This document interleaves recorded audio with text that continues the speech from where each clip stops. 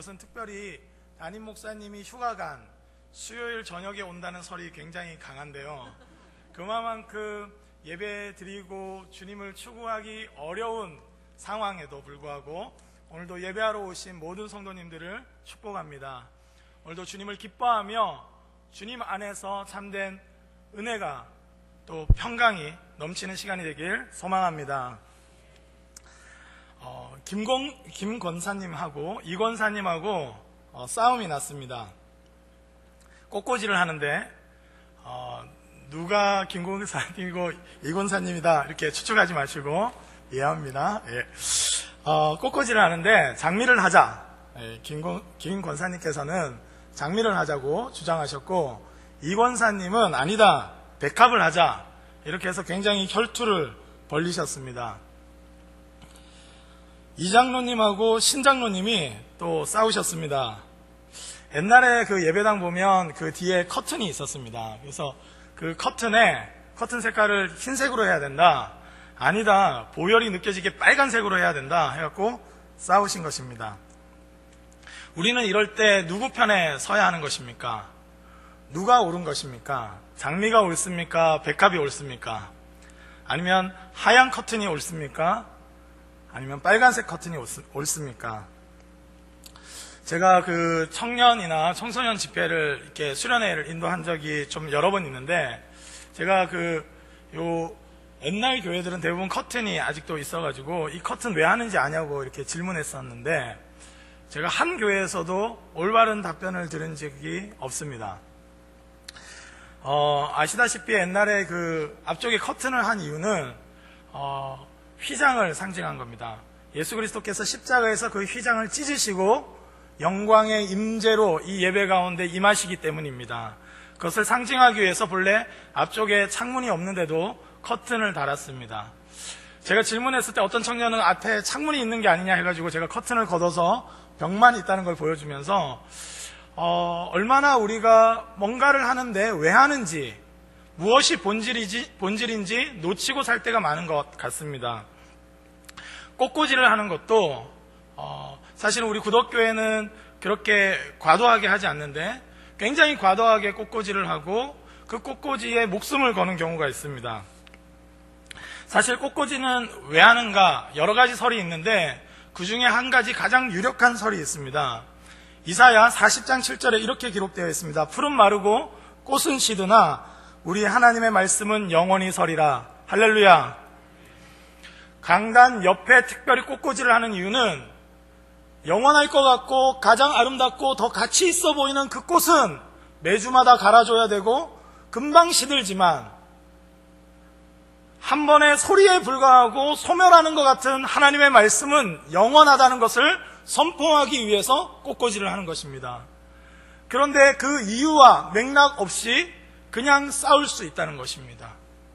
이것이 도대체 왜 우리가 중요시 여겨야 되는지 모르면서 그냥 세상의 사고방식으로 그냥 데코레이션으로 생각하면서 그거 가지고 싸울 수 있다는 것입니다. 현대사회를 사사기적이다 라고 말하는 이유는 말씀에 대한 기준도 없고 왜 이것을 목숨 걸고 지켜야 되고 싸워야 되는지 그 이유를 잃어버린 채 싸우고 있기 때문입니다. 자기 소견에 오른 대로 행했던 그 사사시대와 같이 혹시 우리 가운데 그러한 모습은 없는지 오늘 말씀을 통해서 다시 돌아보길 소원합니다. 또한 우리는 시대를 변화시키고 세상의 소금과 빛이 되기 위해서 하나님께서 부르셨습니다. 그렇기 때문에 우리는 무엇을 추구해야 되고 무엇을 바라봐야 되는지, 그 어떠한 영성 가운데 살아야 되는지 다시 한번 확인하며 우리 시대를 새롭게 하는 그 영성으로 무장되는 시간이 되길 소원합니다. 오늘 말씀에 보면 사무엘이 나옵니다. 저는 사무엘과 오늘 삼손을 통해서 서로를 비교하면서 동일한 사사시대를 살았지만 정말 탁월하고 힘도 좋고 멋있었지만 그 시대를 변화시키지 못했던 삼손과 부족했지만 그럼에도 불구하고 그 시대를 변화시키고 새롭게 했던 사무엘을 통해서 우리는 어디에 가치를 둬야 되는지 한번 생각해 보고자 합니다. 5가지를 나눌 건데요. 굉장히 귀찮으시겠지만 옆 사람에게 따라 하시면서 이렇게 강조를 해주셔야 오늘 말씀을 꼭 기억하실 것 같습니다. 한번 옆 사람에게 이렇게 이야기해 주시면 좋겠습니다. 욕망이 아니라 사명입니다. 이렇게.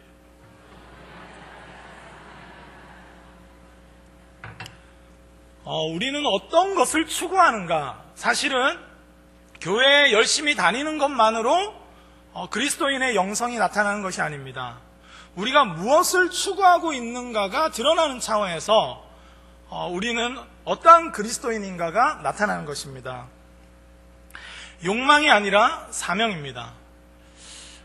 삼손에 대한 말씀은 이 2구절만 읽으면 바로 알 수 있을 것 같은데요. 사사기 14장 1절 말씀입니다.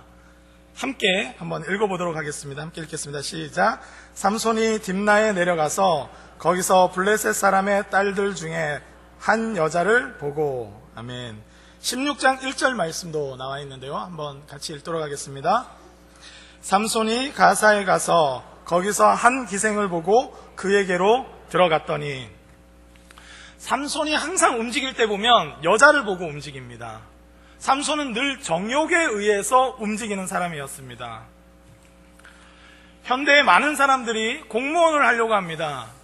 왜 하려고 합니까? 정말 나라를 청렴하고 바르게 세우기 위해서 하는 것인지 아니면 자기 욕망을 위한 것인지 그것은 들어봐야 되는 것입니다.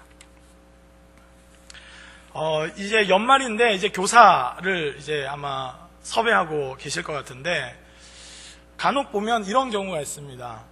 연말 회식을 예를 들어서 고등부에서는 떡볶이를 먹었는데 유치부에서는 빕스를 먹었다. 이러면 그 다음에 유치부로 다 몰립니다. 식욕에 의해서 움직이는 것입니다. 굉장히 별거 아닌 것 같지만 얼마나 우리가 말초적인 욕망에 의해서 저기를 갈 것인가 여기를 갈 것인가 결정할 수 있다는 것입니다. 삼손은 늘 정욕에 의해서 동기부여가 됐습니다. 어디론가 움직이고 나타날 때는 항상 여자를 보고 움직였던 것입니다. 그러나 사무엘은 그렇지 않았습니다. 오늘 말씀에 보면 온 이스라엘이 선지자로 세우심을 입은 줄을 알았더라고 기록되어 있습니다. 그가 선지자다. 일상생활을 봐도 누가 봐도 선지자다. 그것은 바로 사명에 의해서 움직였기 때문입니다. 누가 봐도 목회자다. 그것은 내가 목회자다라고 주장할 때 나타나는 것이 아니라 사명에 의해서 움직일 때 그러한 것입니다. 우리가 직분자다 할 때도 어떤 사명에 붙들려 있는가? 잘 생각해 보면 사명이 없는 사람은 욕망에 의해서 움직이게 되어 있습니다. 왜냐하면 살아갈 이유를 분명하게 찾지 못하면 말초적인 욕망에 의해서 결정하고 선택할 수 있는 것입니다. 우리가 어떤 것을 추구해야 되는가? 바로 사명입니다. 이 연말에 내가 어느 사역을 할 것인지, 어떤 직장에서 어떻게 감당할 것인지 그것을 바라볼 때 좀 더 돈이 되느냐 안 되느냐의 수준이 아니라 우리의 사명을 바라보면서 선택할 수 있길 주님의 이름으로 축복합니다. 찬양대나 교사나 구석구석에 여러 가지 봉사직이 있는데 그것을 선택함에 있어서도 내가 좀 편하고 내가 쉬운 것을 선택하는 것이 아니라 하나님이 나를 부르신 그 사명에 의해서 움직이는 저희가 되길 원합니다. 부모로서도 사명을 발견해야 합니다. 아버지로서, 어머니로서 내가 그리스도 안에서 어떠한 사명에 의해서 부르심을 받았는지 우리가 다 은혜로 부모라는 이 사명을 받은 줄 믿습니다. 그렇기 때문에 우리가 무언가를 선택하고 어떤 작은 직분을 감당하고 우리의 일상에 있어서도 사명에 붙들려 있을 때 능력 있고 이 시대를 새롭게 할 줄 믿습니다. 두 번째는 또 따라해 주시기 바랍니다. 재능 기부가 아니라 전적 헌신입니다. 아멘. 삼손은 보면 항상 힘만 씁니다. 저도 어렸을 때 삼손을 굉장히 동경했는데요. 사자를 막 손으로 찢어 죽이고 그리고 낙이 턱뼈 갖고 1000명을 17대 1도 쉽지 않은데 1000명을 이겼습니다. 아마 보지도 않고 이렇게 막 후려쳤는데 다 나가 떨어진 것 같습니다. 1000명을 이긴 자입니다. 그런데 삼손은 힘쓰는 것 외에 별로 관심이 없습니다. 자기 전 존재를 드린 것이 아니라 그저 내가 잘하는 일만 하는 것입니다. 그러나 사무엘은 오늘 말씀해 보면 그의 말이 하나도 땅에 떨어지지 않게 하시니 라고 기록되어 있습니다. 선지자는 주로 하는 일이 말입니다. 근데 그 말이 땅에 떨어지지 않았다는 것은 그 말과 자신의 삶이 분리되지 않았고, 그래서 누군가의 마음에 꼽히는 말을 했다는 것입니다. 설교자로서 항상 유혹은 말만 잘하는 수 있다는 바로 그 유혹입니다. 저는 말만 잘하기 위해서 목회자가 된 것이 아니라 하나님의 말씀에 순종하며 제 존재 전체를 하나님께 드리기 위해서 사명자가 되었다고 믿습니다. 아마 여기 계신 모든 분들도 그저 노래를 잘했기 때문에 노래만 하기 위해서 찬양대를 하거나 그냥 내가 성경 지식을 좀 알기 때문에 교사를 하는 분은 없다고 생각합니다. 하나님은 우리 존재 전체를 원하시는 분이신 줄 믿습니다. 그렇기 때문에 우리가 추구해야 될 영성은 전적으로 하나님께 우리 자신을 어떻게 드리느냐, 바로 거기에 초점이 맞춰야 될 줄 믿습니다. 많은 젊은이들이 재능 기부만 하는 경우를 보게 됩니다. 자기가 잘하는 그냥 드럼만 칩니다. 그리고 예배에는 관심이 없습니다. 우리가 제일 은혜가 안 될 때가 뭐냐면 예배 인도자, 찬양 인도자가 막 찬양 인도할 때 엄청 뜨겁게 하는데 찬양 인도 끝나고 나서, 또는 자기가 찬양 인도가 아닐 때는 찬양하지 않는 모습을 볼 때 굉장한 뭔가 불편함을 느끼게 됩니다. 왜 그렇습니까? 자기 일, 자기 재능 기부에는 관심이 많지만 하나님께 전 존재를 드리는 데는 별로 관심 없는 모습을 볼 때 우리는 왠지 씁쓸함을 보는 것입니다. 우리가 추구해야 될 영성은 전적인 헌신인 줄 믿습니다. 작은 일상 하나, 쓰레기가 보이면 쓰레기 줍는 거 하나, 인사하는 것 하나, 나는 노래를 잘하니까 새신자들한테는 무관심하고 인사도 안 하겠다. 혹시 결단하신 분들 있다면 오늘 회개하시기 바랍니다. 하나님, 우리의 모든 눈빛과 우리의 호흡과 말과 우리의 손길을 통해서 하나님의 사람이 되게 하셔서 하나님의 역사를 이루어가길 원하시는 분이신 줄 믿습니다. 하나님은 우리 전체를 원하시는 분이지 결코 우리의 일부만 원하시는 분이 아닙니다. 내가 잘하는 뭐만 원하시는 분이 아니라 우리 전체를 원하시는 분입니다. 그러하기에 사무엘은 전적으로 헌신했기 때문에 그 시대를 새롭게 할 수 있었습니다. 세 번째로는 또 옆 사람에게 강조하겠습니다. 자기 소견이 아니라 말씀입니다.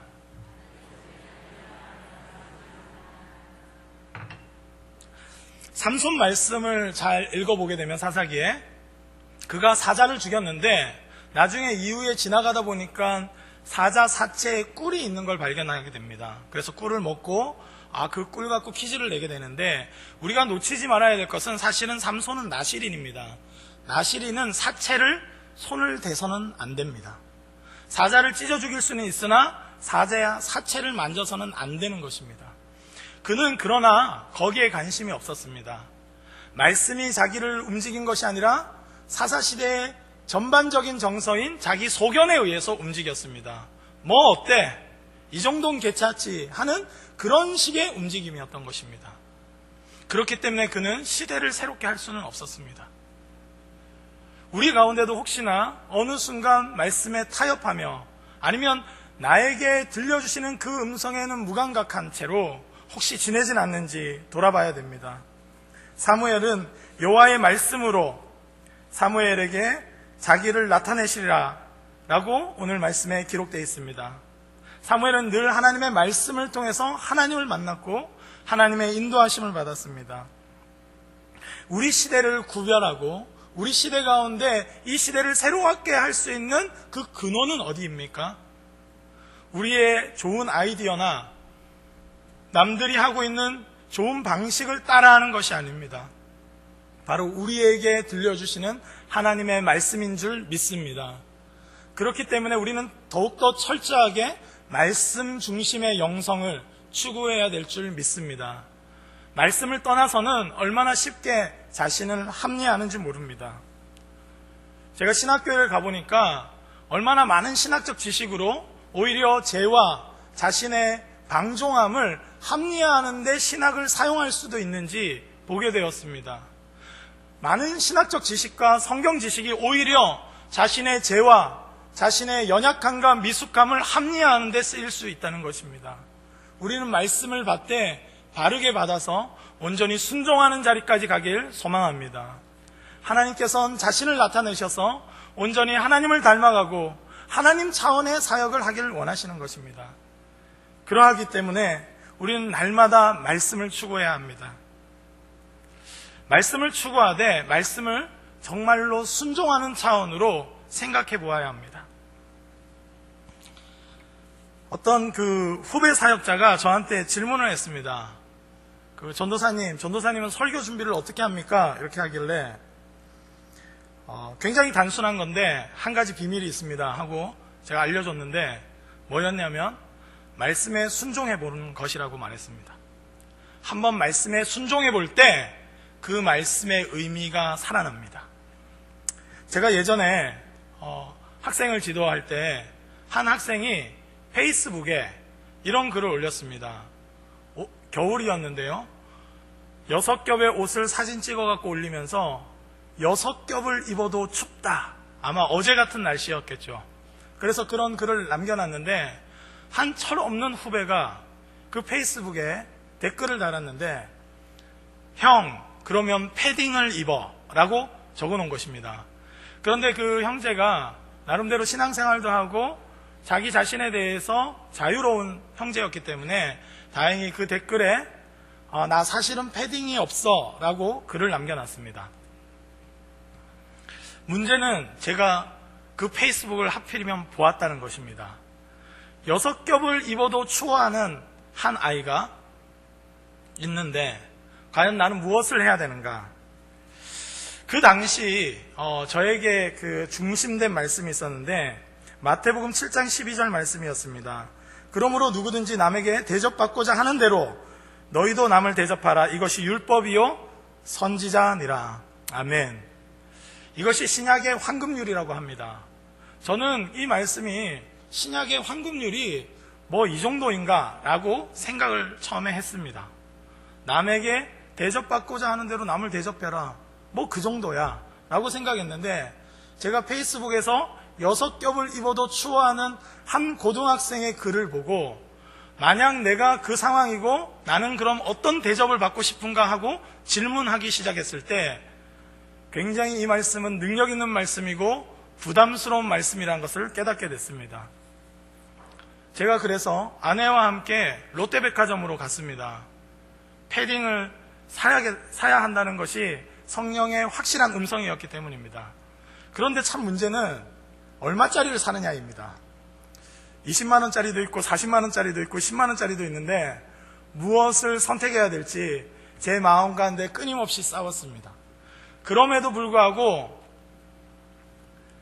내가 대접받고자 하는 대로 남을 대접하라는 그 말씀에 순종했을 때 저는 그 말씀의 진짜 의미를 깨닫게 되었습니다. 말씀을 추구하되 지식적인 말씀이 아니라 순종할 수 있는 말씀을 추구하시길 주님의 이름으로 축복합니다. 단 한 말씀이라도 오늘 들려진 한 음성이라도 믿음으로 순종해보면 그 말씀이 얼마나 능력 있고 우리 삶을 통째로 바꿀 수 있으며 충분하게 누군가를 사랑할 수 있는 동기가 될 수 있다는 것을 경험하게 될 것입니다.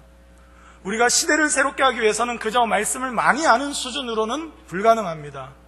말씀에 순종하는 영성으로 겸비되고 준비될 때 우리 시대를 새롭게 할 수 있을 줄 믿습니다. 네 번째입니다. 네 번째, 우리 옆 사람에게 또 말해드리겠습니다. 개인이 아니라 공동체입니다. 아멘. 삼손은 늘 혼자 움직였습니다. 사실은 사사시대에 삼손보다 강력한 인물이 있었겠습니까? 삼손 하면 남자 어린아이들의 한 번은 로망이었던 근육 우락부락하고 정말로 사자를 그냥 목덜미를 잡고 갖고 노는 그런 상상을 누구나 해봅니다. 개인으로서는 너무나 탁월했지만 그러하기에 너무나 쉽게 무너진 사람이 바로 삼손입니다. 그는 늘 개인적인 복수심에 의해서 움직였습니다. 늘 혼자 해결해버렸습니다. 누구보다 힘이 강했지만 누구보다 연약하게 무너졌던 것이 바로 삼손입니다. 그런데 사무엘은 특별히 엄청나게 잘하는 것이 없었습니다.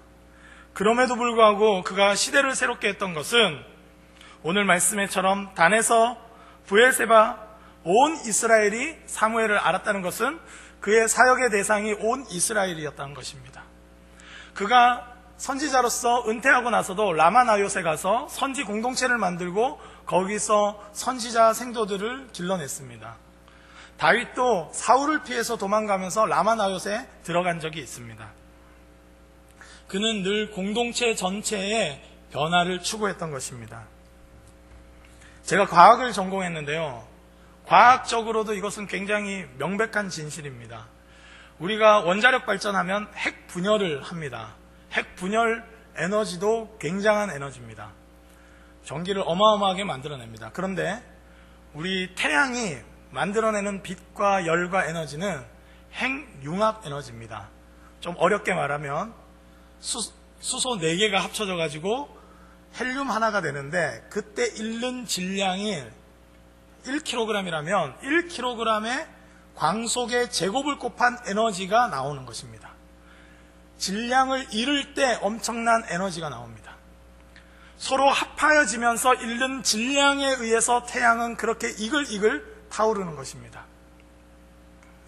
우리가 함께 공동체 안에서 서로가 서로를 용납하고 사랑하고 하나 되기 위해서 잃는 우리의 에너지, 우리의 질량, 우리의 시간, 우리의 물질이 하나님의 손에 붙들려서 강력한 에너지가 될 줄 믿습니다.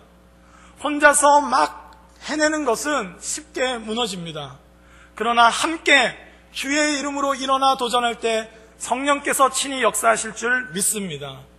초대교회는 굉장히 연약한 공동체였습니다. 유명한 사람도 없었습니다. 지식 있는 자도 없었습니다. 그러나 그들이 로마 세계를 뒤집어 놨던 것은 함께하며 서로를 사랑하며 서로를 섬기며 믿음으로 동역했기 때문입니다. 우리 구독교회 가운데 이러한 동역의 역사가 일어나길 소망합니다. 혼자 여러 개를 잘하는 것보다 함께 두세 개를 감당하더라도 하나님 앞에서 감당할 수 있기를 소망합니다. 좀 더디 갈지라도 함께 걸어가며 함께 믿음으로 승리하는 것을 선택할 수 있길 소원합니다.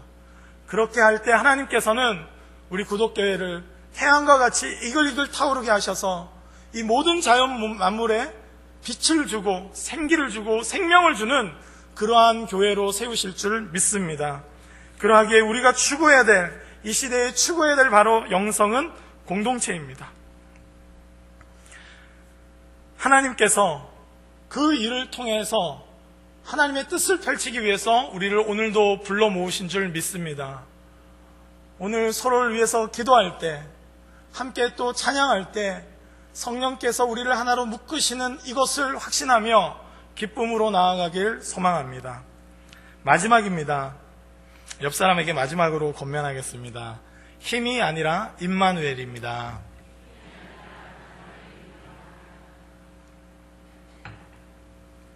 이 시대는, 특히 또 사사시대에는 힘을 추구했습니다. 힘이라고 해서 그냥 육체적인 힘만을 말하는 것이 아닙니다. 권력을 추구했고 재력을 추구했으며 매력을 추구했습니다. 우리는 뭔가 교회됨에 있어서 더 중요한 것이 매력에 있다고 생각합니다. 아니면 더 큰 권력자가 있어야 된다고 생각합니다. 아니면 더 큰 재력가가 있어야 된다고 생각합니다. 그래서 하나님과 함께하는 것보다 많은 재력을 모으는데, 많은 권력을 쟁취하는데, 많은 매력을 드러낼 수 있는데 시간과 돈을 쓰기가 쉽습니다. 그러나 사무엘은 여호와께서 그와 함께 계셔서 이 모든 사역을 감당했던 것입니다. 예수님의 또 다른 이름은 바로 임마누엘입니다. 임마누엘의 뜻은 하나님이 우리와 함께 계시다. 할렐루야. 성도의 성도됨은 임마누엘에 있는 줄 믿습니다. 아직 좀 부족하고 연약해도 우리와 함께 하시는 하나님으로 인하여 일어날 수 있으면 그것이 바로 성도인 줄 믿습니다. 큰 재력은 없지만 함께 하시는 하나님으로 인하여 우리의 물질을 드릴 수 있을 때 그것이 성도의 모습인 줄 믿습니다. 우리 가운데 어떠한 모습을 통해서 임마누엘이 드러날 수 있겠습니까? 더 큰 많은 소유, 더 큰 권력, 더 큰 매력, 이런 것들이 아니라 연약하고 부족하지만 하나님으로 인하여 기뻐하고 하나님으로 인하여 기꺼이 헌신하며 자기의 연약함을 알지만 기꺼이 사명을 감당할 때 주님께서 우리로 하여금 모든 세상이 우리가 그리스도의 제자인 줄 보게 하실 것입니다. 그렇기 때문에 교회의 권위는 임마누엘에 있습니다. 마태복음의 주제는 임마누엘인데요, 마태복음의 초반부와 중반부와 끝부분에 전부 다 임마누엘이 나옵니다. 교회라는 단어가 나오는 유일한 복음서가 마태복음인데요, 교회됨의 정말 핵심이 무엇이냐, 그것을 가르쳐주는 것이 바로 마태복음입니다. 그런데 바로 그것이 임마누엘이라는 것입니다. 교회는 무엇이냐? 하나님이 함께 하시는 하나님의 백성들의 모임입니다. 교회는 무엇이냐? 하나님이 함께 하시는 용서받은 죄인들의 모임입니다. 교회는 무엇이냐? 연약하고 비루해 보이지만 하나님이 함께 하시기에 모든 것을 가진 자가 교회인 줄 믿습니다. 그런 측면에서 마태복음을 읽으면서 팔복을 다시 읽게 됐습니다. 팔복 말씀을 잘 아시다시피 이렇게 기록되어 있습니다. 심령이 가난한 자는 복이 있나니 천국이 그들의 것이며, 애통하는 자는 복이 있나니 그들이 위로를 받을 것이며, 온유한 자는 복이 있나니 그들이 땅을 기업으로 받을 것이며, 의에 줄이고 목마른 자는 복이 있나니 그들이 배부를 것이며, 긍휼히 여기는 자는 복이 있나니 그들이 긍휼히 여김을 받을 것이며, 마음이 청결한 자는 복이 있나니 그들이 하나님을 볼 것이며, 화평하게 하는 자는 복이 있나니 그들이 하나님의 아들이라 일컬음을 받을 것이며, 의를 위하여 박해받는 자는 복이 있나니 천국이 그들의 것임이라. 저는 처음에 이 말씀이 잘 이해가지 않았습니다. 그런데 마태복음의 주제가 임마누엘이라는 사실을 알 때 이 말씀은 이렇게 읽어졌습니다.